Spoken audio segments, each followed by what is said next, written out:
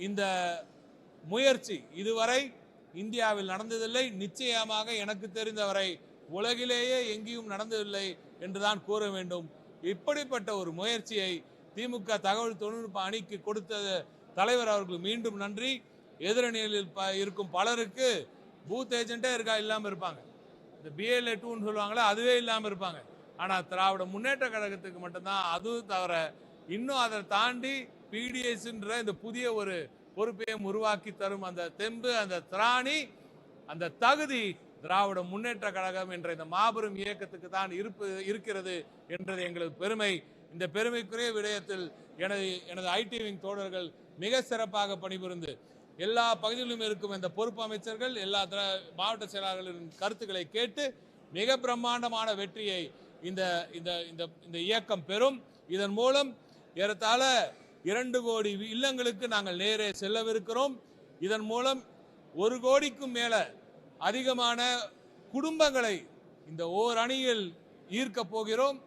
மாபெரும் மக்கள் இயக்கமான திராவிட முன்னேற்ற கழகத்துக்கு நிச்சயமாக இதன் மூலம் 2 கோடி பேருக்கு மேல ஒரு புதிய உறுப்பினர்கள் வந்து சேர்வார்கள் என்ற நம்பிக்கையில் இறங்கி இருக்கிறோம். மகத்தான வெற்றியை ஓர் அணியில் தமிழ்நாட்டை நாங்கள் நிச்சயமாக சேர்த்தே தீர்வோம் என்று இந்த பணியில் இறங்கியிருக்கிறோம். எங்கள் தலைவர் அவர்களின் ஆசையுடன் நிச்சயமாக மகத்தான வெற்றியை ஓர் அணியில் தமிழ்நாடு என்ற இந்த முயற்சி நிச்சயமாக பெறும். நன்றி. ஆமாம், எல்லாமே ரினியூவலும் பண்ணுறோம், புதுசாகவும் சேர்க்குறோம்.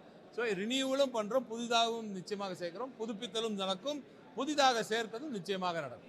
அந்த டீட்டெயிலாம் உங்களுக்கு படிப்படியாக கொடுப்போம். எல்லா டீட்டெயிலும் ஒரே நாள் கொடுத்தா எல்லா செய்தியும் மொத்தமாக போட்டுருவீங்க. நீங்கள் அடுத்தடுத்த நாள் உங்களுக்கு செய்தி கொடுப்போம். புரியல, என்ன புரியுங்க? சரி, 2 விஷயம் முக்கியமாக இதில் கேட்க போகிறோம். அதாவது ஒன்றிய அரசு உங்களுக்கே நல்லா தெரியும், சமீபத்தில் நடந்த ஒரு விஷயத்தையே சொல்கிறேன்.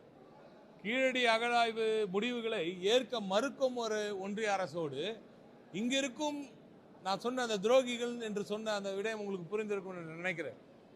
இங்கிருப்போர் நம்மவர்களே அங்கே போய் உட்கார்ந்து கொண்டு அந்த காணொலியை எப்படி பார்க்க முடிந்தது என்பது எனக்கு தெரியவில்லை.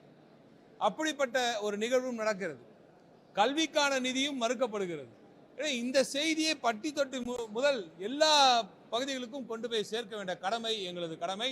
இதே களத்தில் நிச்சயமாக ஒவ்வொரு வீட்டிலையும் சென்று ஒன்றிய அரசின் இந்த போக்கை வெளிச்சம் போட்டு மக்களுக்கு காட்டுவோம்.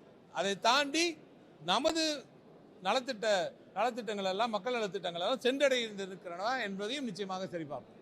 சரிங்களா?